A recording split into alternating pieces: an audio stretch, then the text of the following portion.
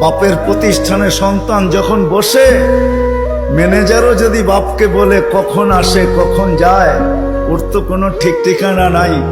বাপ এক দুই দিন শুনে, হয়তো তৃতীয় দিন বলে তোরা তো মাথা ব্যথা কেন, প্রতিষ্ঠান তো আমার, ছেলেও আমার, কখন আসলো কখন গেল এটা নিয়ে তোর মাথা ব্যথা কি? ঠিক না? সত্য তো?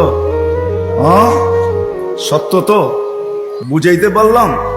এটাকে বাংলায় কি বলে? চোখে চোখে রাখা হয় না বেশি। কি একটা ভালো বাংলা বলেন? কি বলে?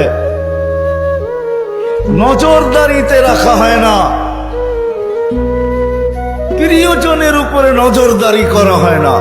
কখন আসলো কখন গেল, ক্যাশ থেকে কি নিল কি রাখলো, বাবা বলে নিল তো আমার ছেলেই নিচ্ছে, অন্য কেউ তো নেয় নাই।